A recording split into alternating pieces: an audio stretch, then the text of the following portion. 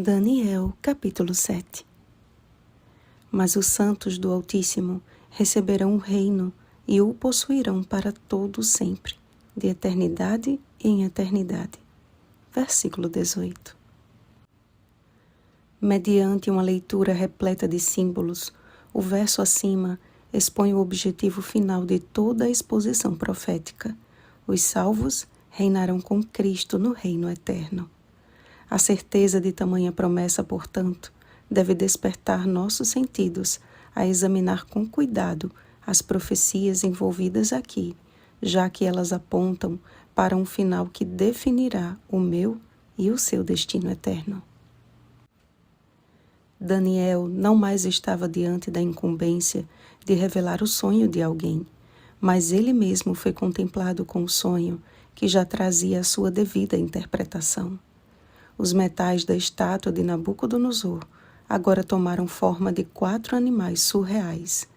Seguindo a mesma sequência de reinos, acompanhem comigo a explicação do pastor Henry Feyerabend. Babilônia, que foi representada pela cabeça de ouro da imagem, era o primeiro e o mais nobre de todos os reinos, dominante como o rei da floresta, veloz e de longo alcance como a águia. O Império Medo-Persa é representado por um urso, menos nobre do que o leão. O urso ilustra a deterioração progressiva, que é uma das características da estátua de Daniel 2. As 3 costelas na boca dão margem a 2 linhas de interpretação. Ciro acabara de absorver os 3 impérios, o da Babilônia, dos Medos e dos Persas. Pode ser também uma referência à Babilônia, Lídia e Egito, que foram castigados e oprimidos pelos persas. Por que a Grécia foi comparada a um leopardo? Nada na história do mundo pode ser comparado à velocidade com que Alexandre o Grande vencia as nações. Com apenas 30.000 homens, Alexandre atacou Dario com 600.000. Como um leopardo ataca um leão ou urso, a Grécia conquistou a Pérsia. Esse leopardo tinha 4 cabeças.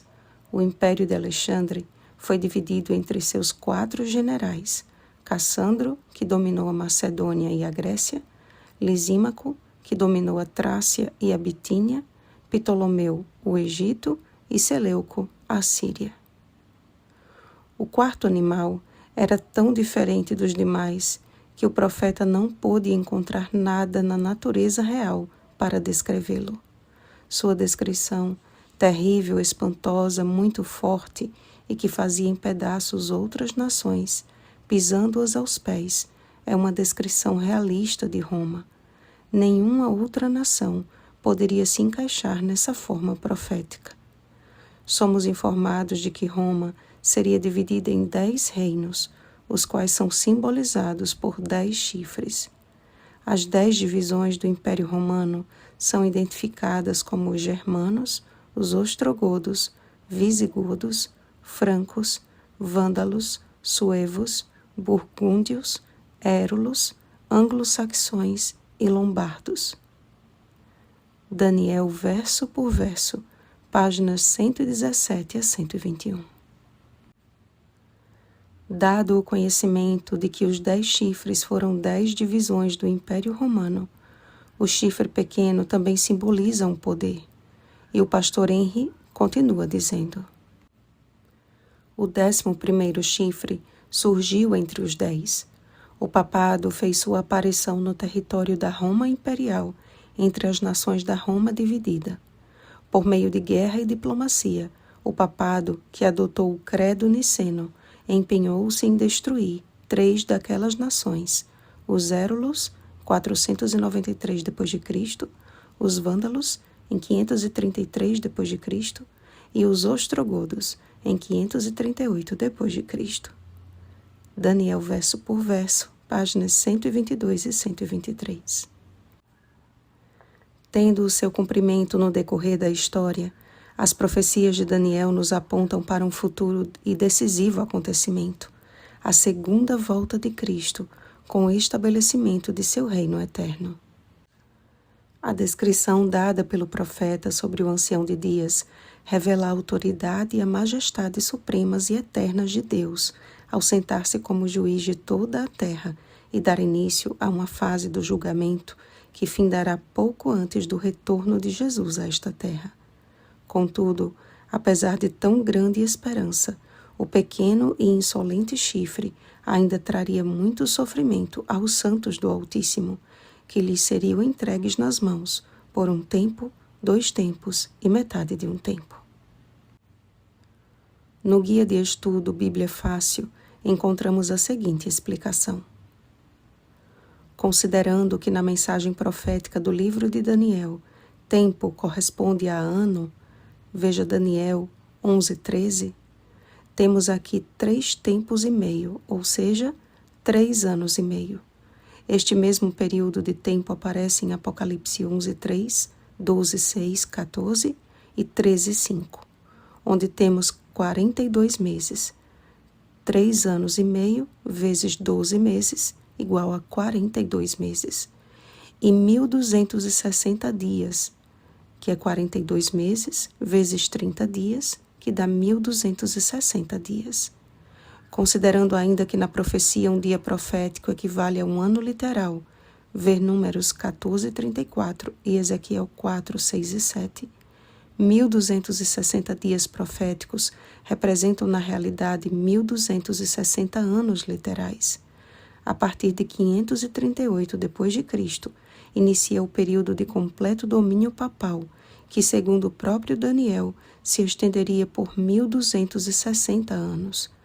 Se contarmos 1.260 anos a partir de 538 d.C., chegaremos a 1798, quando o Papa Pio VI foi preso em fevereiro daquele ano e levado a Florença. Terminava assim, em 1798, a supremacia papal de 1.260 anos. Guia de Estudo Bíblia Fácil, Profecias de Daniel, página 30. O poder que cuidou em mudar os tempos e a lei pode hoje não ter mais a supremacia sobre o governo terrestre, mas certamente a mudança que efetuou com relação às verdades das Escrituras prosperou. Daniel capítulo 8, versículo 12. Basta comparar o catecismo com o conteúdo da Bíblia e verificar o que o próprio papado declara. O Papa pode modificar a lei divina, uma vez que o seu poder não é o de homem, mas de Deus, e ele age em lugar de Deus sobre a terra, com total poder de unir e de afastar seu rebanho. Lúcius Ferrari, Prompta Biblioteca, 8 volumes, artigo Papa II. Aqui terminou o assunto por hoje. Sei que se trata de uma mensagem muito forte e que talvez envolva tudo o que você até hoje acreditava e seguia com sinceridade. Ou quem sabe você até já ouviu falar disso tudo, mas nunca havia dado a devida atenção. Se o seu coração ficou perplexo, não se preocupe, pois até o próprio Daniel ficou perturbado com tantas informações. O convite do Senhor a você e a mim hoje é que permitamos que o Espírito Santo continue nos dirigindo neste estudo e que o nosso coração esteja aberto às suas preciosas verdades. Não esqueça de que o próprio Jesus afirmou que o Espírito Santo seria enviado para nos guiar a toda a verdade. João capítulo 16, versículo 13. Deus é amor. 1 João capítulo 4, versículo 8. Mas ele também é um justo juiz, que muito em breve virá para destruir e consumir até ao fim o inimigo mentiroso e todo aquele que por ele se deixou ser enganado. Eis em suas mãos as verdades absolutas do Senhor. A escolha de segui-las ou não é toda sua. Oremos, amados. Senhor nosso Deus, as tuas profecias confirmam o passado, nos ajudam a viver o presente pela fé e a olhar para o futuro com esperança. Ajuda-nos a compreendê-las e vivê-las, no sentido de estarmos em constante preparo e vigilância. Une o nosso coração ao teu, de forma que nossas afeições estejam nas coisas lá do alto.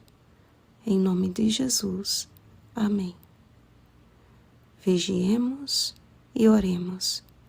Uma feliz semana, santos do Altíssimo. Oremos pelo batismo do Espírito Santo. Oremos uns pelos outros. Rosana Garcia Barros.